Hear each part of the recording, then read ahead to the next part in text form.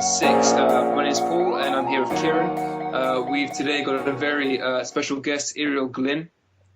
He's somebody who I've had as a lecturer at university, at Leiden University. His expertise is into kind of asylum-seeking refugee studies. It all started about 5 years ago with a PhD, or over 5 years ago with a PhD he did about the evolution of asylum in the 1980s. And he's since worked at institutes such as the European University Institute, as well as the Refugee Centre in Oxford. And then he came to University of Leiden under a Marie Curie fellowship, and he has since become a university lecturer in Leiden. Welcome, Irial. We're here to talk about your book, I believe. Is there anything you want to say about your book to start off with, or should we just kind of go right into discussing it, and what kind of thoughts you put out there within it? No. I think you should maybe just ask what you feel, and then I'll try and explain as best as I can. Brilliant. Well, should we just start with kind of what brought about the idea of your book? It's about both refugees, both in Italy and in Australia. It's a comparative, obviously, analysis of the two reactions towards refugees in these countries. How did you come across this idea, and what was the methodology, and how did you kind of implement your ideas and discover these case studies? Well, as you mentioned there in the introduction, I did my PhD over in Italy, and it was about asylum policy making, the kind of history of asylum policy making, and I had a few case studies, and they included Australia because I'm Irish, but in the university I went to initially for my undergraduate, we had an Australian history lecture. Our professor used to come every couple of years, so I actually ended up doing quite a lot of Australian history, so I was always interested in that country. And then I was doing my studies, my PhD in Italy, but I put that to one side after it was done and was working on different projects. And then, all these disasters started to occur more and more often. In around 2013, you had a series of boat disasters where hundreds of people drowned off the coast of Italy, and this kind of brought me back to some of the things that I've been dealing with previously, and things just got worse and worse. And there was also the introduction of the Mare Nostrum policy by the Italians in late 2013, so to try and rescue people, try to reduce the number of people drowning at sea. And I thought this was an interesting contrast with what was going on in Australia, because Australia also receives quite a lot of boat people, or has done at times, and they've reacted very differently. So they, instead of trying to rescue these people, they've tried to push them back to Indonesia, or else place them on remote islands in the Pacific. They do a deal with countries such as Papua New Guinea and a small republic called Nauru to actually house or detain these boat people. So I was looking at this, and I had this knowledge from having looked at asylum more generally, and I was wondering, well, why is there such differences between these two countries that face quite a similar issue, in that you have a lot of people coming by boat and trying to apply for asylum in Italy and Australia. And this is not something that's brand new. I know it's something that's dominating the media in the last year or two, but this is something that's been going on since the 70s. So I wanted to look at it over a defined period, around 25 years, and just try to explain and analyze why these two countries facing a similar problem acted regularly very differently. And so the similar problem is a simple flow of refugees by boat. Is that the right way of explaining it, or is there more to the story than that? No, I think that's a pretty good way to explain it, because the book is about boat people as opposed to just anyone coming to apply to be a refugee, to seek asylum. And I think the difference between, let's say, someone coming by plane to Australia or Italy or England or wherever and applying for asylum, and someone coming by boat is the person who comes by plane. There are hundreds and thousands of people who do this regularly, but it's quite invisible. Whereas the difference is with boat people, it's usually this kind of spectacle that's played out on nations' airwaves and in the newspapers. So it's something that's much more, in the public eye than, let's say, asylum seekers coming by other forms of transport. So that's what drew it to me, because it did at times reflect some kind of a border theatre, that all this thing was going on the border, and that meant you had a lot of discussion about sovereignty and protecting our borders, and it brought up a lot of issues. So I thought it was something to look at in more detail. Yeah, because I think, funny enough, I think you told me once, and correct me if I'm wrong, but most asylum seekers, people who seek for refugee status, and refugees are people who actually achieve that status. Most asylum seekers arrive by plane in Europe. Is that true? Or is it the statistics similar to that? In the past, they would have. Yeah. Now it's very hard to do so. So still a lot of people would take a plane at some stage. Yeah. So it might be from Afghanistan to Turkey, for example, and then you would try to get into Europe by boat, or now perhaps you might look at trying to get in through land borders. But in the past, it would have been the easiest way to get in by plane and then apply for asylum. But now it's much more mixed, and because it's so difficult to actually fly to these countries because of visa restrictions, and then let's say air companies would be fined if they're found to bring these people. So there's a lot of what are called carrier sanctions. So they actually try, as a result of that, basically people have had to resort to using boats and are kind of smuggling in vans, in quite dangerous conditions, because you can't really fly anymore into these countries. I organised a symposium a few months ago just looking at the refugee situation at the moment, and someone who had just come back from Beirut in Lebanon talked about some of the situations on the ground facing people.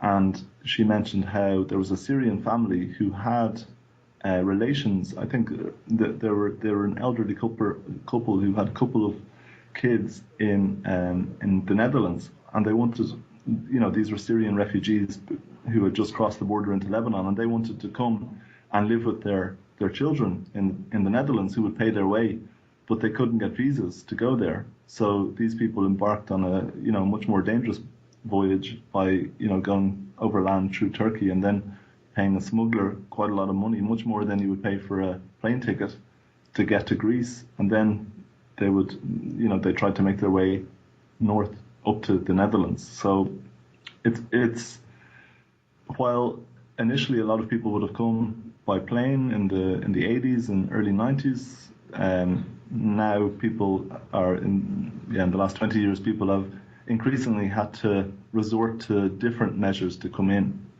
Yeah, which I find quite interesting. I don't want to go too much off topic because we want to talk about your book, but I do find quite often that these kind of obstacles actually just kind of don't stop people coming necessarily, but just create a different path for them to arrive. Although saying that, in your book, I think you were saying that with Australia and Italy, because their policy of kind of externalizing borders, so pushing boats out essentially and not allowing them to land in their country, in Italy or in Australia, the receiving countries, they actually did have a drop in application for asylum in those short periods, which was a surprise to me because, as I said beforehand, and as you're kind of saying now, I thought obstruction just meant changing the method of arrival, but actually it does seem that in what to me is a negative way, that they have achieved a drop in asylum applications through their policy. Is that correct? Is that the kind of conclusion you draw from one of the conclusions you draw from your research, or is that kind of off the mark? I think with the Australian case, that's definitely true. That they put in place these very restrictive policies, and they externalize their whole system, as you mentioned. So they basically hire out different islands in the Pacific, and also they pay Indonesia and other countries in Southeast Asia to stop people leaving. And this has led to a significant reduction in the amount of people who have tried to come by boat. Actually, when it comes to Australia, it's a tiny number now, but the numbers were never that big anyway. So in terms of Australia, with Italy, there were times when they had agreements in place with Libya, for example, when Gaddafi was still head of the Libyan regime. But I try to argue that it's more complicated with Italy, because with Australia, almost all boat people come from the same location to get to Australia. That's Indonesia. Whereas with the Italian case, they successfully close off Tunisia, for example, Libya at times, Albania at times, but then there are huge, there's loads of other countries that are quite close that often have, various problems going on. So they might leave then, if those countries are closed off, they might leave from Egypt instead, they might leave from Turkey, they might even leave from Greece, so it's more complicated for Italy than it is for Australia. Yeah, I guess it hasn't happened, obviously, but if it had happened, Britain would be a much more apt kind of comparison, in the sense that, obviously these are good comparisons, but as in the sense that if Britain was to receive boat refugees en masse like Australia has, because it's an island, it hasn't got as much threat, and it's because it's far away from, say, typically countries that have conflict and so on. Because of that status, Britain would actually be quite a good parallel to Australia, which is interesting, because obviously with Italy you're proving why they're different. But it would also be great to see, it sounds like Australia benefits a lot from being an island, essentially, and having a geographical location that means it's almost safe, not safe, but it's almost kind of protected from having en masse refugees fleeing en masse to the country, as Italy has. Definitely being an island, especially an isolated one, because that's what I was saying about Italy, that it's close to North Africa, it's close to the Balkans, it's close to the Middle East. So these are three areas that have produced a lot of refugees since the early 1990s, whereas Australia is close to Southeast Asia, but it has been relatively stable in the last 25 years. Yeah. In the 70s and early 80s, you had conflict in Vietnam and Indochina, and that did lead to some boat people coming to Australia then. But since then, the area has been quite stable, in contrast to what's gone on in areas close to Italy. But the thing is, if something occurred in Indonesia or in Indochina again, this could change very quickly. And you think that would be the kind of impetus it needs to have another stream of asylum seekers arriving to Australia as previously? Yeah, I think there's an election coming up in Australia shortly, but I think it would be political suicide for either of the major parties to introduce, let's say, a more lenient, to allow both people to apply for asylum again, because it's been shown in the past that this has had quite an influence on federal elections there, and it's become a huge issue. So that's another thing that brought me to the topic, because Italy has received much more boat people than Australia, even when you take into consideration, the difference in the size of population. But per capita, Italy has received much more, but it's much less of an issue there than it is in Australia. In Australia, it really dominated, an election in 2001, and it played a big influence more recently as well. Whereas in Italy, it's just one of many things that are used to discuss political, in political debates. Whereas in Australia, it for some reason, it has this tendency to dominate. And I try to explain that, and I say that, let's say Australia has this long history of immigration. Obviously, it's a country born of immigration. At least in the fact that almost everyone who lives today in Australia comes from either a European or Asian background, as opposed to it's only the indigenous Aborigines who aren't from immigrant stock, at least for tens of thousands of years.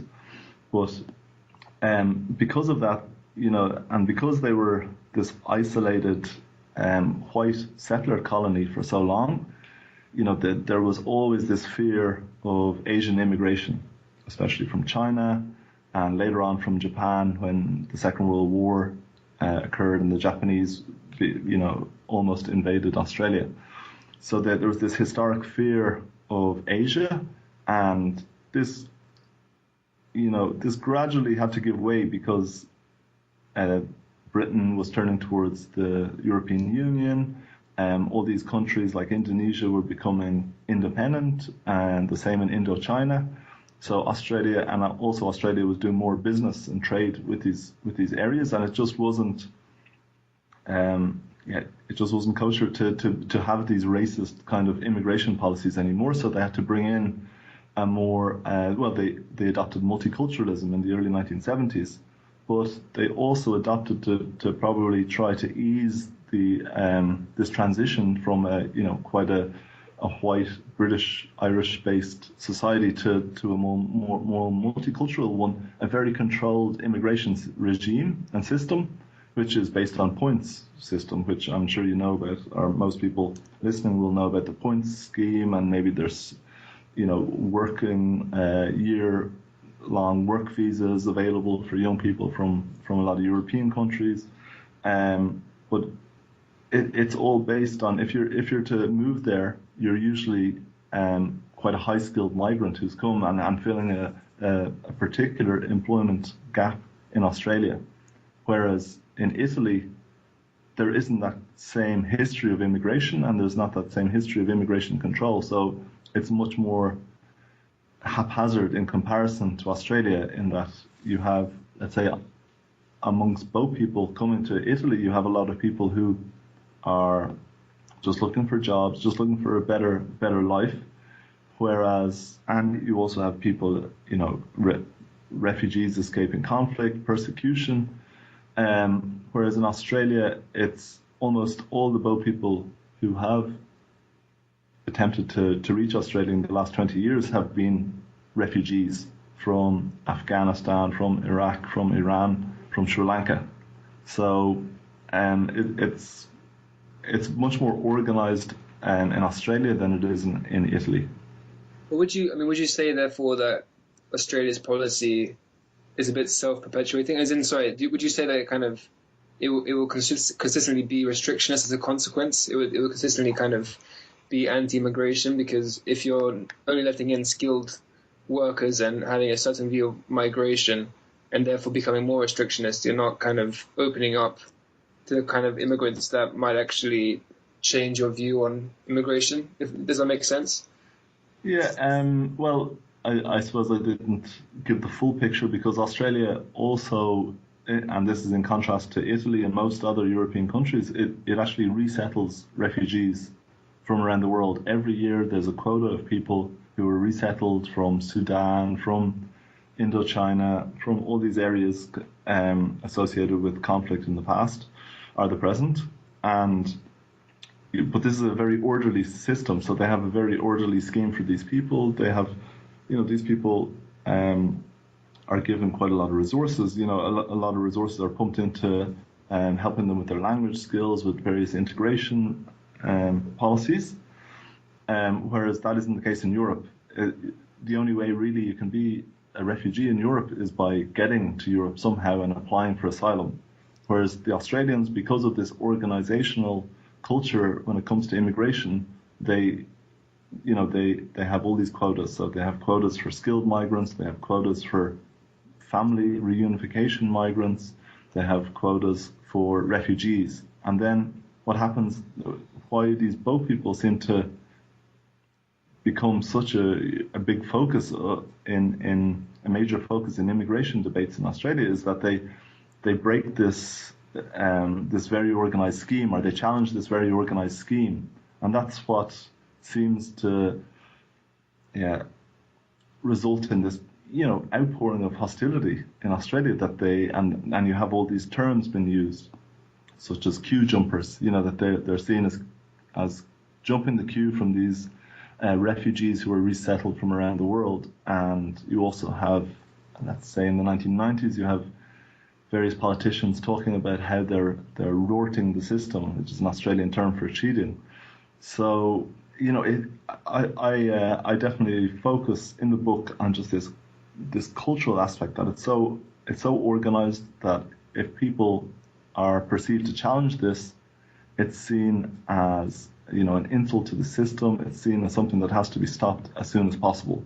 Whereas Italy doesn't have, and Europe in general, they don't have these immigration systems that have been in place for 40 or 50 years where they know exactly who's coming in every year and under what scheme. It's much more mixed. This mix between people in search of asylum, this mix of people who need jobs, who are escaping poverty, and then you also have qualified, highly qualified migrants coming in and family migrants coming in. But it's more difficult to distinguish them in Europe, which leads to advantages and disadvantages for boat people. Let's say, boat people who reach Italy are quite likely to be able to stay somewhere in Europe. A lot of them would move north to Germany and Sweden because of better asylum procedures there. But although you would have many who remain in Italy because it has a huge informal, black labour market. So, there are all these differences there, whereas Australia, again, if you are undocumented in Australia, it's quite difficult to remain there and to work, to do all these things, whereas in Italy and Europe more generally, you have a huge undocumented migration population that's just getting bigger and bigger all the time. Yeah, absolutely. And that's quite an interesting comparison. I didn't realize that, because you're right. You explain in the book that actually Italy is constantly trying to adapt to the different waves of refugee that they face. And on one hand, they'll kind of they'll externalize their borders, and on the other hand, because of kind of the European Core of Human Rights, they'll have to reel that in, and because it's unpopular, they have to reel it in, and they'll have to kind of start organizing themselves once more. And it seems like that kind of inability to actually look at the refugee phenomenon, well, not phenomenon, but the refugee world in a more general term, in a more of a kind of continuous way, has really kind of pulled countries like Italy back in how they react to new waves and so on, which is interesting because the refugee waves they receive, they're coming from, there's been so many of them for so many years. You would have thought by now they kind of would have worked out how to react to them. Yeah, but it's, well, I argue anyway that one of the reasons Italy hasn't really put in place this organized asylum system is because it goes against its interests. Because if they have a slightly chaotic system where there's not enough places for people to stay during the processing of asylum applications, and then there's a poor labour market and there are all these issues going on, people won't want to stay. So, Italy is just saying, basically go north, go to Germany, go to Sweden, go elsewhere. You'll have you'll fare better there, and you probably have family and friends there as well. Whereas if you go to Australia, there's nowhere else really to go.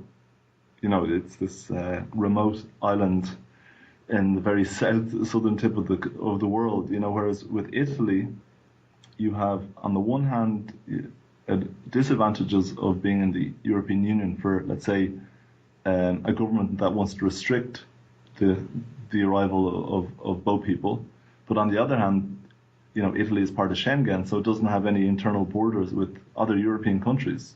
So, it can be an advantage as well. And you see that with Greece, that I think, around 750,000 people arrived in Greece in 2015, but that only a few thousand people applied for asylum in Greece, because they were all going further north, because Greece has a terrible asylum system. Actually, talking about the European Court of Human Rights, Belgium was found to have breached the European Court of Human Rights by sending an asylum seeker back to Greece because the European Court said Greece doesn't have a good enough system in place. That they're going to be put in a detention, they're unlikely to ever receive refugee status. So it's a complicated process in Europe. That on the one hand you have this Court of Human Rights that upholds a lot of decisions against restrictive or attempts to restrict people coming in, but then on the other hand it's much less organized than Australia or these other countries, and that leads to huge problems for those people in the long run, because they might get in the short term they might be allowed to enter Europe. They aren't detained as they are in Australia, but then in the long term a lot of them will remain undocumented, or else they might be in a state of limbo with this temporary protection visas, which means that it will be difficult for you to bring your family there, or there are all these complications. But I suppose that's what comes out to talking to any migration expert, that it's complicated with migration. There's no easy solutions. Right, definitely not. That's interesting, because I think in the book you talk about how external factors that influence refugee policy, so factors outside of a country's own policy making and politicians and general state, so things like the UNHCR or the European Court of Human Rights, you say that has a larger effect on refugees and refugee policy than people would have admitted before. But with bearing all this in mind, how do you feel about what the EU are doing now in terms of how they're externalizing borders together to almost take Syrian refugees and to take them to Turkey instead, to push them to Turkey instead? Because isn't that in some ways similar to Australia's methods in terms of how they treat boat refugees? And wouldn't that also kind of imply that the EU is changing its own kind of view of the crisis of refugee policy, and also at the same time ignoring previous, say, rulings that the European Court of Human Rights might have dictated? Because I don't believe Turkey would have a much better asylum policy than, say, Greece or Italy. But correct me if I'm wrong. Yeah, no, that's true, all right. But there are around 3 million Syrians in Turkey, and it has been much more welcoming to Syrians than Europe has more generally. But then there are issues with employment rights and also what future does Turkey hold for a lot of these people is up for debate. But yeah, but Europe is also complicated in terms of the European Union, because you have the European Council, which is made up of European leaders. They're coming together. They're trying to restrict the amount of people coming into Europe. But then the European Commission is, it's kind of instructed by the European Council by these leaders to try and do a deal with Turkey. But then it's also conscious of the fact that the European Court of Human Rights might find that what they're doing goes against the European Convention of Human Rights. So it's quite a complicated bargaining process. But it seems that not too many people have been brought from Greece to Turkey so far, and what they have succeeded in doing is they've basically paid Turkey, or promised Turkey, so much money that Turkey has made sure that no one is able to leave by boat, at least from Greece, or very few compared to what was going on in the second half of last year. So this does have similarities with what occurred in Australia in the past, that Australia would basically pay these countries like Papua New Guinea and Nauru to host boat people in detention centres mostly, and then it paid, as I mentioned before, paid Indonesia to basically stop people setting out from disembarking towards Australia, and this is the idea that is what Europe is trying to do, but it comes back to what I mentioned earlier, the difference between Italy and Australia, in that, okay, Turkey and the EU have done a deal together, but if anyone who's been following the media in the last few weeks has seen that there's been a lot of disasters at sea, and most of these are taking place on the north coast of Africa. So people leaving Egypt and people leaving in particular Libya. So it might have closed off this valve towards Turkey, but you also have a lot of Africans and Syrians also, but mostly Africans who are trying to get it out of their country. For example, drought in Ethiopia, dictatorship in Eritrea, and all these poverty and persecution issues throughout Central Africa, and people are going towards Libya, because Libya it's basically divided into around 5 different factions at the moment. You have the government there, the interim government, you have kind of rebels, you have let's say people linked to ISIS, you have all these different groups. So even though the EU would like to stop anyone coming from Libya, who do they deal with? Because there's 5 different groups, and all of them, I think almost all of them, have part of the coast. So what's happening with what I think will happen even more so, unfortunately, in the summer, is that the route will change. That instead of people going by boat from Turkey to Greece, people will probably go in larger numbers from North Africa towards Italy, and this is a much more dangerous route, because if you go from Turkey to Greece, it's only, I think, 7 kilometers by boat, at certain junctures towards the Greek islands. And it's not the most dangerous route to take. Whereas if you go from Libya to Italy or to Lampedusa, it's much longer. The chances of a disaster occurring are much higher. So, Europe might celebrate the fact that this has reduced the amount of people coming in to Greece, but at the same time, it might also lead to more people drowning at sea from North Africa.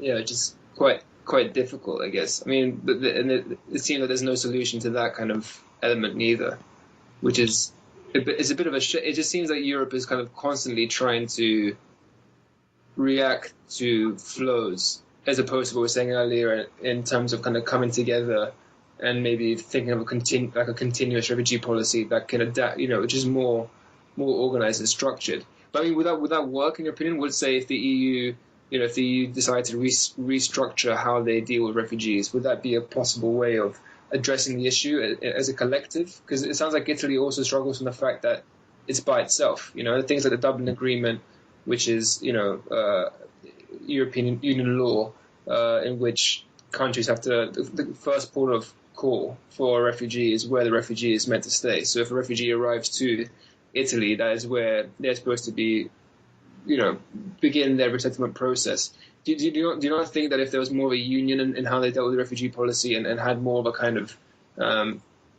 togetherness, that might be a good way of organizing a structure and dealing with refugee flows? Or is it an element that even the Europe as itself would struggle with refugees in general? I think if there was some kind of a real union, then it wouldn't be half as significant as an issue as it is today. Because as I mentioned there, Turkey have 3 million Syrians. Lebanon, a country of 4 million people, have 5 million people at the moment because they have 1 million more Syrians. So this is, in relative terms, much heavier burden than Europe has had to take. But we also see within Europe that Germany and Sweden and Austria and Hungary have taken a much bigger burden per capita than all the other countries. And they're the ones who are crying out for a union, a real union, to share the burden. But, France, the UK, these countries have received very few asylum applications in the last few years in comparison, and they just don't want to get involved. They're as things stand, they're happy enough because they're not at the coalface. They're not really receiving any asylum applicants in comparison. So why would they, take? And this is, I'm just trying to put myself in the mind of David Cameron or Francois Hollande. They're saying, well, why would we take 50,000 or 100,000 Syrians? Let Germany deal with it. Just let Sweden deal with it. We have our problems with the Le Front National in France and UKIP and all these others in Britain.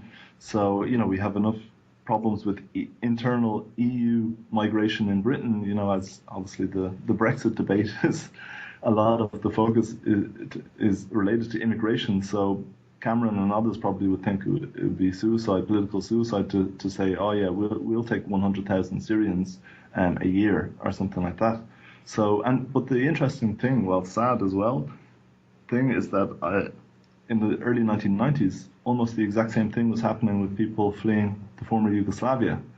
And if you actually look at the numbers of people applying for asylum from the former Yugoslavia and Bosnia in the early 90s, and then Syrians in the last few years, it's almost identical. It's actually less Syrians compared to Yugoslavs. But back then, in the early 1990s, it was the same countries who were taking in the bulk of people, namely Germany and Sweden. And back then, those two countries and Austria as well were looking for help. They were saying, come on, let's come to some kind of agreement, a coherent European group to share this burden, to make it a fairer policy all around. And again, this wasn't in the interests of France and the UK and others. So nothing came of it. Well, nothing of major substance, considering what's going on today, came about of discussions in the early 1990s because, well, just a lot of the countries that aren't receiving too many asylum seekers or refugees, they just don't want to be burdened with this. They say, well, look, Germany, you look after it. Sweden, you look after it. And this means that there is no union, and this leads to all this chaos and problems. But, well, Paul, you know more than most about, let's say, examples of successful resettlement of refugees, and this was relating to what happened in Indochina in the late 1970s. And you had, this crisis, a similar kind of crisis with hundreds of thousands of boat people arriving in various Southeast Asian countries in search of asylum, in search of protection. And what happened was the international community came together. They had a major international conference, and they pledged to take hundreds of thousands, to resettle hundreds of thousands of these boat people. But the difference was that they did it.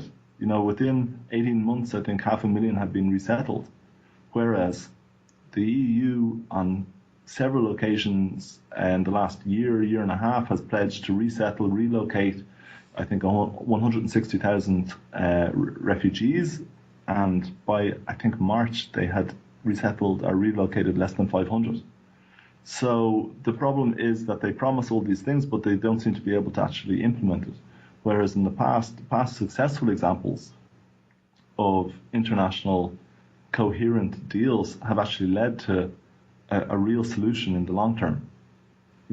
So let's say the EU-Turkey deal, if they actually did resettle a significant number of refugees into Europe, then perhaps it would be a good solution. But the problem is that it's just unlikely to happen, considering what's occurred so far.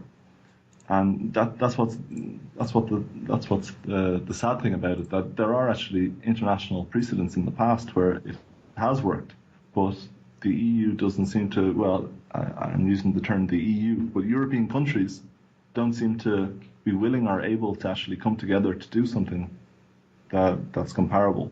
Maybe they don't feel the same guilt as occurred in the 1970s when, well, you had the United States to the fore because of its involvement in Vietnam, so it pledged to take a huge number of Vietnamese and Indochinese refugees because of its culpability for its involvement in the war. but the US isn't involved today or doesn't want to be involved today. So it's up to Europe. And usually when Europe is by itself, as occurred in the early 1990s with the Yugoslavs, it falls apart. There's no coherence. It's basically beggar my neighbor kind of attitude, in that, well, we're okay, and we'll just, let's say France, we just have this small problem in Calais, and then Britain, they're saying, well, we don't have a problem because there's no one coming here to apply for asylum from these countries. So yeah, well, that's all these Central European countries' problems. And yeah, so I think there could be union and clarity and if there was cohesion, there could be actually a solution. But the problem is that a lot of countries aren't interested in uniting to share the burden.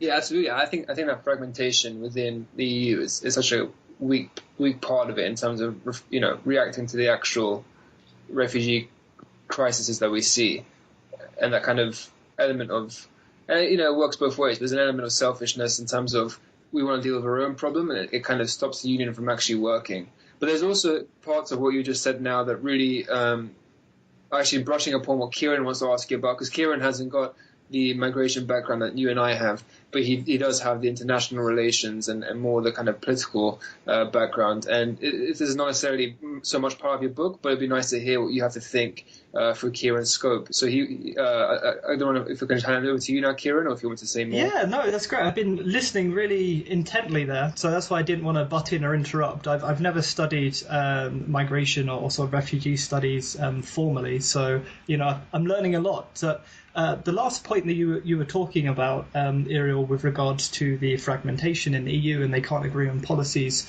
of how to deal with this influx of refugees from all these countries. I think one perspective I kept thinking of, and something that I've sort of debated with some people online before, is that are we looking at the symptoms rather than the causes, and that the best policies here, if there is such a large issue with dealing with a great influx of refugees from so many countries, is what's occurring in these countries and why? Because I always find it so hypocritical that the UK in particular, whose foreign policy towards Libya, towards Syria, towards Iraq, Afghanistan, which I believe those four countries contribute still the majority. I know you mentioned a couple other African states as well, where there's a lot of refugees. And I think, well, the UK has helped, along with the US and the so-called coalition of the willing, completely destabilise the Middle East, first with Iraq,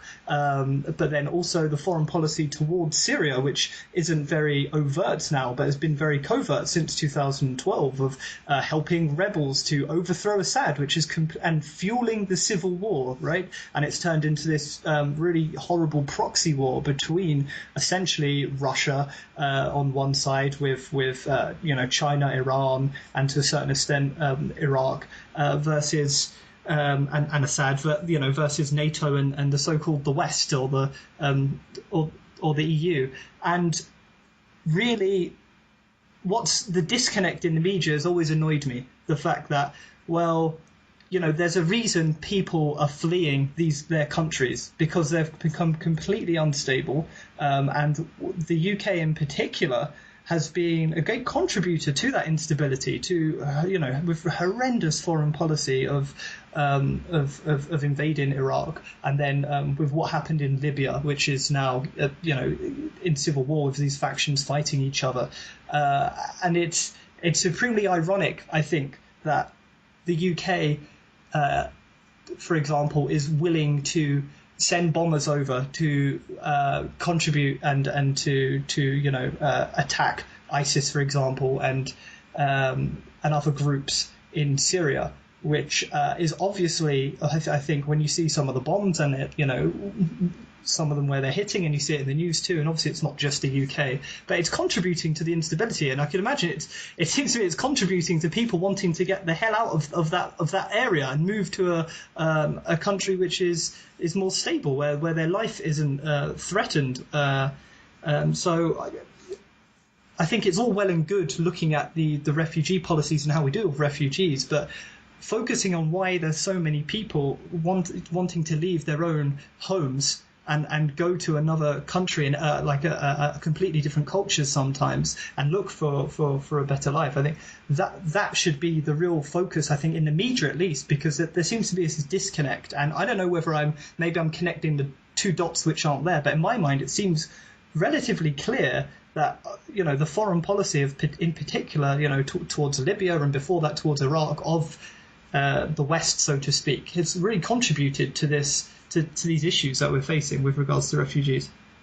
Yeah, no, I fully agree with you, but I think you almost put your finger on it earlier when you talked about covert and overt, because while it might seem obvious to you, but you're an expert on these kind of issues and you're looking at things much more closely, whereas the media and others haven't really covered these things. So for many people, it's not that obvious that that even though the British, the Americans, the French are heavily involved, it's not that obvious in the mindset of most people. They think, well, these are problems in the Middle East. People should stay in the Middle East. We didn't create these problems, and then they have this perfect scapegoat in ISIS. To extricate themselves from blame. So, and it seems almost ironic as well because, the world is allegedly becoming more global, at least in academia. We talk much more about global issues than just national case studies or things like that. But then again, the media, when looking at it, at what's going on, has taken such a local view, that they haven't really looked at these global issues. And, it strikes me almost as, what occurred, let's say, in the post-war decades, when you had a lot of colonial migrants coming to various countries in Europe.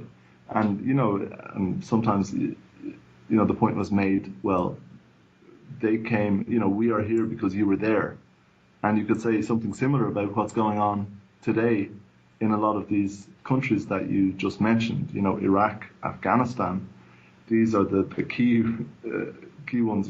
Syria is maybe more complicated and isn't as easy to, put your finger on let's say, the Western involvement there. But Iraq and Afghanistan, obviously, you've had invasions and foreign forces there for, almost 15 years now. So it should be a bit more obvious that these have added to these issues, these problems. But perhaps what is different about the past and today is that, well, the world has become a bit more global in terms of travel and mobility. That people from Afghanistan, let's say in the 1980s, you had millions of people who crossed over from Afghanistan to Iran and Pakistan. Whereas today, a lot of people are trying to go further afield. They're trying to go to Europe because they have better opportunities, at least they feel, than going to neighboring countries such as Iran and Pakistan. And the same with Iraq.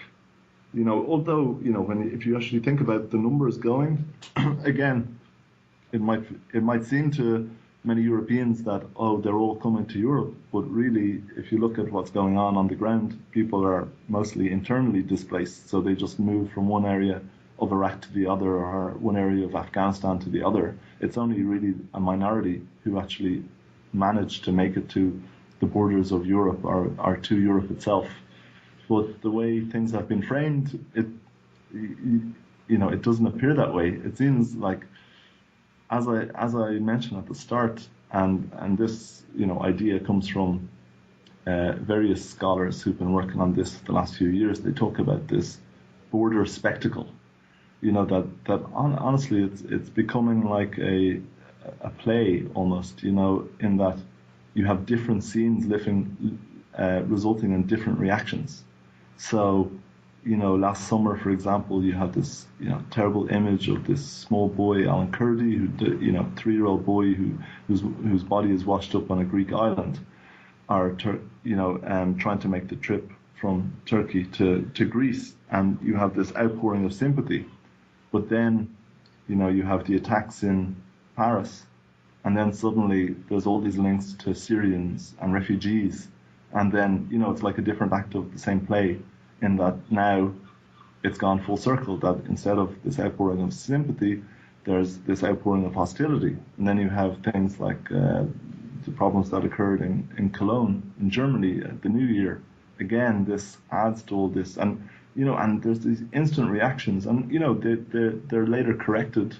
Let's say with the Paris attacks, it turns out that all the people that they've been able to find have been European citizens, who carry out these attacks.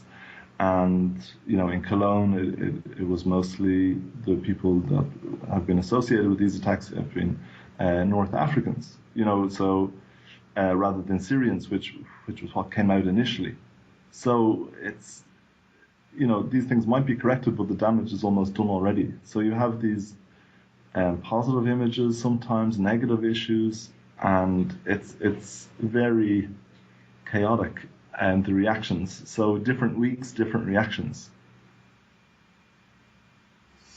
Yeah, that seems to make sense. I mean, from the daily news cycle, which I try to keep up with, it definitely comes off that way. Like every few months, it seems it shifts with one particular story or instance, which seems to be very emotive, and like you said, people's opinions shift rather rapidly, and even if it's corrected later that the initial story was wrong, or we like you said, that the damage is done, which is a really difficult thing to deal with.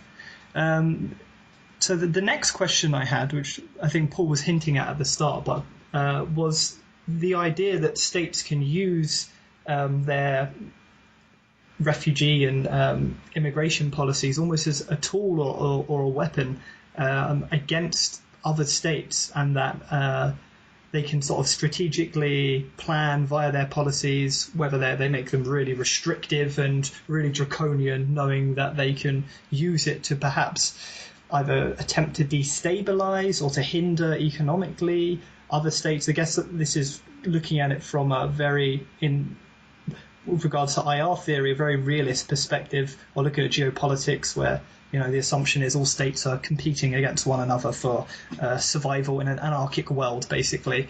But this fascinated me because Paul can tell you I'm quite cynical when it comes to international politics, and I do like looking at the darker side of it all with regards to sort of warfare and assassination and competition between states. So I don't know whether any countries at all in around the Middle East or in that region are knowingly doing this, but I know there's very restrictive policies in Saudi Arabia and Qatar and other Gulf states, which are right next to Syria, and themselves have also directly contributed to what's happening by sort of fueling the civil war and funding rebels and goodness knows what else.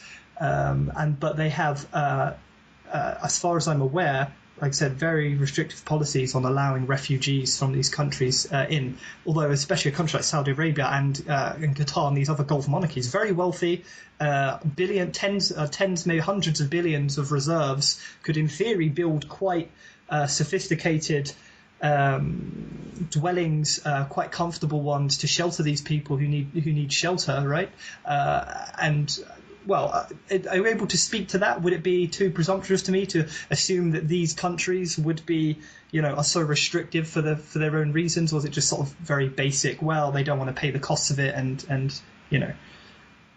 Well, with the Saudis, for example, as you mentioned about their capacity, I can't remember the number now, but they have a huge capacity just with Mecca, for the pilgrimage, that they're able to house hundreds of thousands, I think, of pilgrims who come there. So theoretically, they could take in hundreds of thousands of people at very short notice.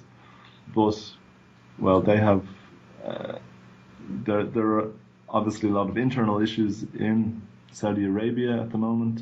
They have very restrictive citizenship.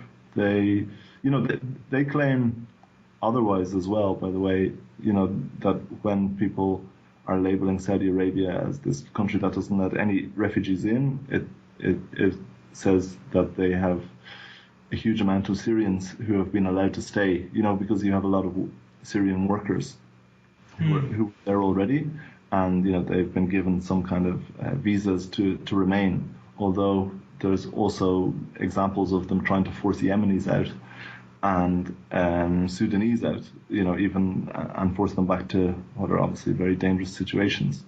But in terms of the international relations aspect, what I find quite interesting is that you have a lot of countries in between, let's say, the sender states and the receiver states who can benefit from these flows, for want of a better term. So you have places like Tunisia, for example, who they did a deal with Italy. They said, okay, look, we'll stop all boats leaving Tunisia if you allow more of our citizens to come by way of normal visas or working visas to Italy. And you have that with Turkey as well. It's saying, well, look, we'll stop the boats if you do away with the visa requirements for internal EU travel. And so it's not just let's say the strong, rich countries from Western Europe who are dictating what's going on, but you actually have a lot of countries in North Africa, in the Middle East, who are taking advantage as well. And you have that also close to Australia, with Indonesia, basically, that they can call the shots in many ways, because if not, they can say, well, look, they can almost go to smugglers and say, go ahead, there's no restrictions here.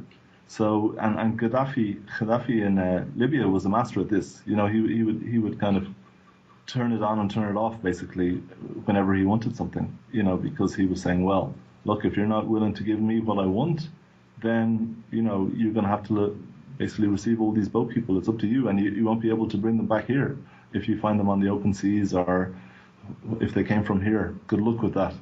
So there are interesting dynamics at play here, and it's only now, or well, in recent years, that a lot of countries who might be seen as less powerful are actually taking advantage of this, which in terms of realpolitik is completely makes sense. That why should we stop all these people going towards your country if there's nothing in it for us? So it's becoming more two-way in that sense, that it's not just the likes of well-off Western countries who are saying, look, stop who's coming, and we'll give you some minor concessions. They're bargaining much more. They have better bargaining power these days, and they're much more willing to use it. Oh, okay, yeah. I mean, like you said, that makes sense. It's really interesting and quite sad that refugees are used in that way by states as bargaining chips, basically, right? That's the feature of the world we live in. One question I did want to ask you, in the right-wing media, there's a tendency to frame those seeking asylum and the as sort of actually economic immigrants, and that they're not in that much threat or danger now, and that they're only moving, especially with regards to UK media, that they're only here to find work, or if you read the Daily Mail, steal work, steal people's jobs, so to speak. I mean, is there any truth in that? Are there any way to figure out the numbers of how many are, actual refugees, and how many are just trying to move here to sort of better themselves economically? And should we attempt to distinguish between them? Is that a useful thing to do? I think at times it's necessary to try and distinguish, because, well, if you want people to have trust in an immigration system, sometimes you have to try and be able to separate between different groups. But the thing is, it's what actually comes before the media. So if you look at who was applying for asylum in most European countries before, let's say, the Syrian crisis began, it was mostly Serbians and Kosovars And from a lot of European countries, I think the European countries were the most prominent countries of application. So but this wasn't really in the media. This wasn't under focus. So it's only when it becomes a problem that these things seem to be an issue that's analysed in the media in a lot of depth. Well, I wouldn't say depth, but with a lot of a lot of populist views coming out. So, but there is economic factors involved as well, because a lot of Syrians are coming from Turkey, for example, and theoretically they are safe there. That they're not going to be attacked in the same way they might be if they were still in Aleppo and Damascus. But if they don't have any right to work, and their future looks, incredibly bleak, then a lot of them are, let's say, for example, most of the people in my Dutch classes are, from Syria and Afghanistan. They're highly skilled, so, and they have families. So why remain in Turkey when you're not allowed to work? You have no access to any funds. You have no access to a decent future for your family.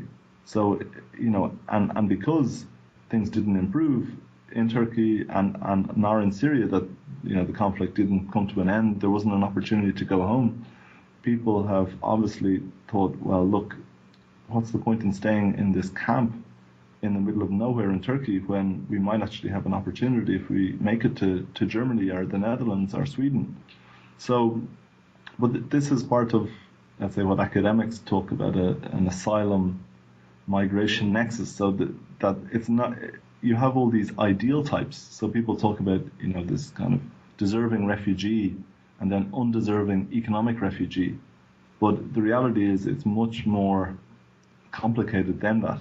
That people are leaving for a mixture of motives, and it's very hard to distinguish them. I know I said at the start of that answer that in certain ways sometimes you do have to distinguish them, but that's the problem in many respects, that it takes time to do this. But it's no coincidence if you look at, let's say, the figures on asylum applications. They usually go up when there's conflict, and they usually go down when there isn't any conflict. So it doesn't take a rocket scientist to work out that if the world was a safer place, there would be much less people seeking asylum there. And the thing is, when the figures are quite low, as occurred before the 2010s, for example, it wasn't dominating the media as much as it is today. But then again, things have changed significantly in the last 30 or 40 years when it comes to political parties discussing immigration in Europe. So, it's a much more prominent topic of debate, and most of these anti-immigration parties that have become more prominent in debates are much more polished than before. So while you might have had in the 1980s in Britain, for example, the British National Party, with very obvious far-right racist links, today you have Nigel Farage, who's at least more media savvy, doesn't have the same links, and is able to get itself across as a legitimate offering, because you didn't have too many MPs from that party managing to make it to Westminster, but you still had, I think, correct me if I'm wrong, but 4 million votes for UKIP. So, that and different electoral system means that, let's say, 4 million votes elsewhere, like in France, means you have much more seats and power. So, but a lot of these anti-immigration parties in the 80s and 90s would have still had quite obvious fascist links, and whereas today they've managed to hide these links, or they've used, and sometimes there's been new parties that have come and taken their place without the same baggage, and they've managed to find a real niche in politics today, especially since the crisis, and you have a lot of growing European skepticism, all these issues, and it's such an easy scapegoat to target. immigration because there is no easy solutions. So, but I find it ironic that, you know, a lot of people would give out about that it's the EU's fault, because in the early 1990s, you know, the EU wasn't involved in migration, and you had the very similar problems going on. Absolutely. And actually, what you just discussed now, you know, you can look at someone like, you know, Marine Le Pen and how she's revolutionized that party to also become quite a credible option now. The elections, people are saying that they could be contenders for the kind of, you know, the top job. And it is true that there's kind of been a streamlining process towards that right-wing approach to politics. But I'm aware, Irial, that you're probably going to run out of time now. So is that true? I mean, I guess you've only got a few minutes. So I just want to say thanks so much. It's been very interesting to hear what you've had to say. And I think you know, your knowledge is very extensive, as I know myself from having been taught by you. Essentially, that's why I brought you on the show. And I say bring, I asked you to come on the show. So thanks very much. I just want to plug your book for our one viewer or listener. It's called Asylum Policy, Boat People, and Political Discourse. And it's out this week or next week? Or is it?